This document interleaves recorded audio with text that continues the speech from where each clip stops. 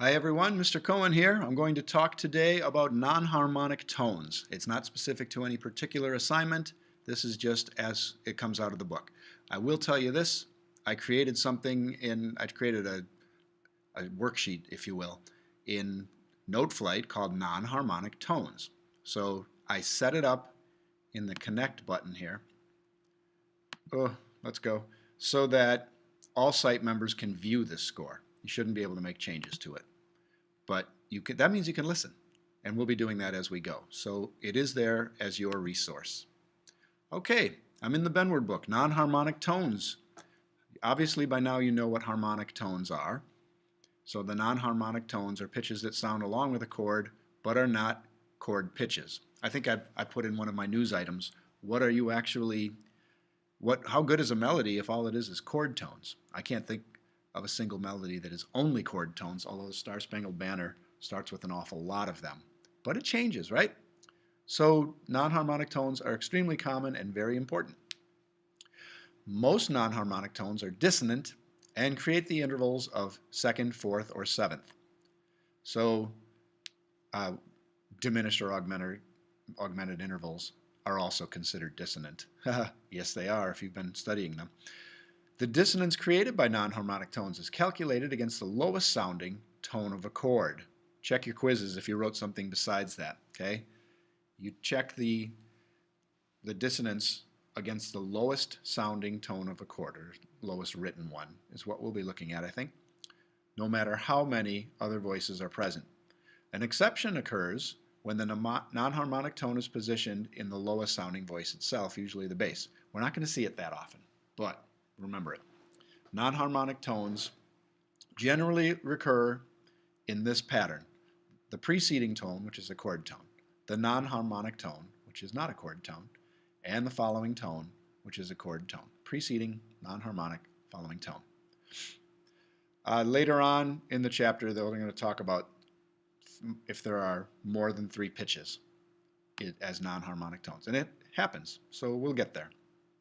So here's what we're looking at. And this is just by way of example, but passing tones, you can see they just move from one to the next, just moving right along a scale. Neighboring tone goes down or up and says hello and comes right back. That's it. Hi neighbor, and then he goes right back to where he was. The escape tone just kind of steps away, like something's wrong here, and then skips. I'm getting out of here. Moves a little bit and then moves a lot. The appoggiatura, on the other hand, these two are related, skips away and then steps to the resolution. Escape tone steps then skips, appoggiatura skips then steps to the resolution. A suspension holds a chord tone over even though the whole chord changes. That one tone suspends, and then it resolves after the whole chord has already been done. A retardation, actually I should say the suspension resolves down. A retardation suspends but then resolves upward. That's huge. Although how many retardations will we see? I can't say for sure. I think it's not that many. Anticipation. The anticipation changes to a non-chord tone before the chord changes, and then the rest of the chord changes with it. So first it moves by step, then the chord catches up to it, and it is at that point a common tone, and it can be either up or down, doesn't matter. So there's that. Moving on. Non-harmonic tones can be either unaccented or accented. So what we're really talking about at that point is it on the beat or is it not on the beat? That's it. That's all there is to unaccented passing tones. So let's get right into passing tones. Unaccented passing tones. Just like I told you, they pass from a chord to a chord. Get a load of this. All one chords. They pass down, and then so one chord, the chord doesn't change. I'm going to let you listen to it. Unaccented passing tone. I have 3 of these from the book. There you go. And that one. The last one there is actually 2 unaccented passing tones that resolve in the end. Play them yourself if you want to. It could be very helpful for you. Unaccented neighboring tones. These are the tones that move up or down and say hello and then come right back. They move by step. Just a little bit, hello neighbor, and then they come right back to where they were. So I've got 3 of these from the book. I made them longer, by the way, and I slowed them down. And they are here on Noteflight for you to listen to. I also recommend you play them on the piano. Goes up and back, down and back. And on that last one, it moved away. On that last one, there were 2 that moved and came back together. Unaccented neighbor tones. Okay, escape tones. Get a load of this. I tried to highlight some of my text, and then I double highlighted, and then I used another color, and I can't read a word of that. But the gist of escape tones is they move a step upward, followed by a skip downward by a third. So let's go have a look over here. Escape tones. Something's wrong. I step away and then I skip further. So we'll listen to a few. Escape tone. Oh, I only gave you one. I'm sorry, we'll only listen to one. You hear that one? That was interesting. It moves a little bit and then it changes a lot. It's a 1 to 4.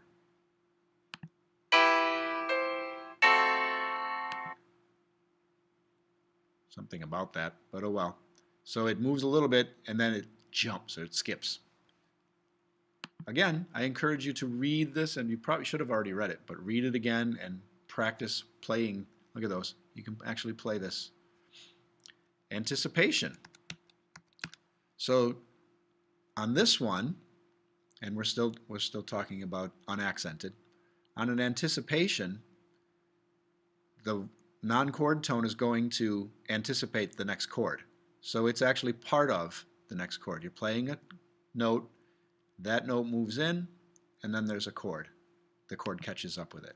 So that would be this. I have 2 of these. There it comes. So the resolution begins before the rest of the chord catches up with it. That makes sense to you?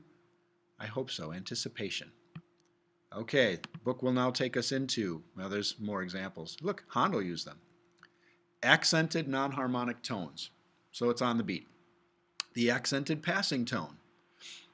They want you to go back and actually listen to how you do, how they're different from unaccented passing tones. And I'll tell you, it really makes a difference. When it's accented, you could start to confuse it.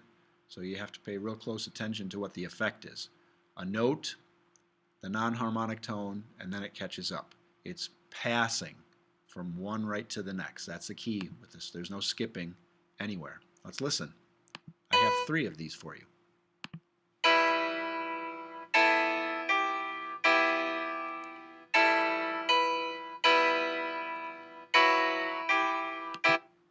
Okay, does that make sense for you? Listen to it as often as you need. I should have double bars right here, and I will go back and change that later, because those are 3 different examples.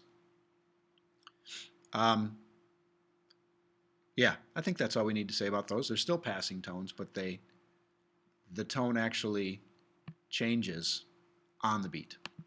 Then we get to the accented neighbor tone, hello neighbor, and then it comes right back, but it's on the beat. So the chord changes, and the neighbor tone actually changes. It becomes a non-chord tone on the chord is the difference. Accented neighbor tone. We'll listen.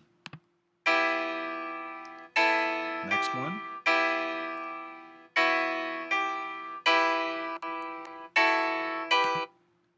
You catch that?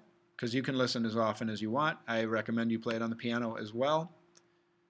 Same as the other accent, the neighbor tones, except that it's on the beat. Okay, resolution is next. So first, there's going to be an example from Verdi. I did not type that in, I tell you.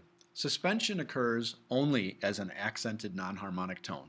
That might be a quiz question for you, I don't know. The melodic pattern of the suspension figure is always preparation, suspension, resolution. Preparation, suspension, resolution. So there's a chord, and then one note from that chord remains, it's suspended while the chord changes, and then the non-chord tone catches up. So we suspend, right? I have 3 of these examples for you. Everything's labeled in here, right? Including, oh, this will matter too, the 9/8 suspension, the 7/6 suspension, the 4/3 suspension. You will be expected throughout this course now, well, maybe not this week, to start labeling what the suspensions are exactly. 9/8, 7/6, 4/3 are the most common. The book will tell us something else about that too. Sustain and resolve. Sustain and resolve. You hear that? Sustain, then resolve. Sustain, then resolve. Sustain through the chord change, then resolve. Now on the opposite end of that spectrum is a retardation.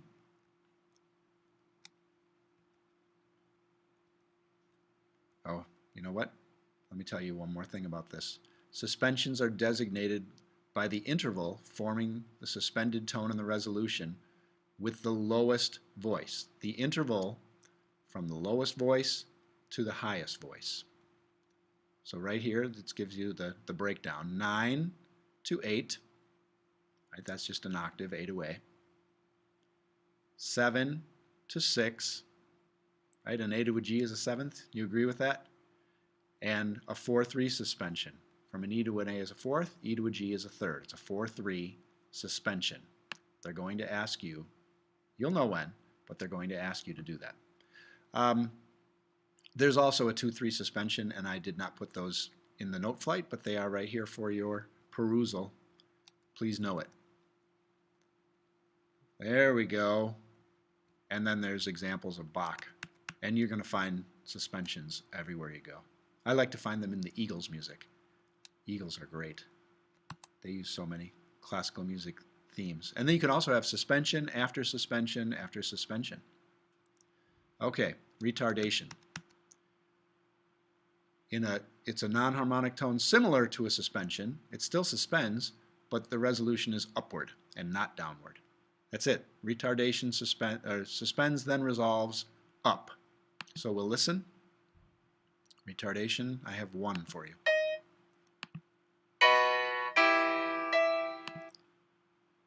Do that again. There it goes. So it becomes dissonant when the chord changes, and then it resolves. That's a retardation. RET for me. Call it what you will. Appoggiatura, the last one that we'll really cover in any detail. We said before escapes, or rather relates to escape tone. So it's approached by a skip and resolved by a step. That's the opposite of escape tone. So it skips away and then resolves by step in the opposite direction. It resolves by step in the opposite direction. Let's take a listen. I only put 1. You hear that? One more time. And that is the end of what I wrote on Noteflight for you. So, but it's not the end of the lesson. Then there's going to be an example by Haydn, accented versus non-accented. Really what we've talked about is that, is it on the beat, is it not on the beat? Non-harmonic tones involving more than 3 pitches. Okay, so you've got successive passing tones. It says passing tones may be unaccented, or they might be a combination of accented and unaccented. But the key is that they're both non-chord tones in a row. Changing tones. 2 successive non-harmonic tones. The first leads by step from the chord tone, and it skips to a non-harmonic tone, and then leads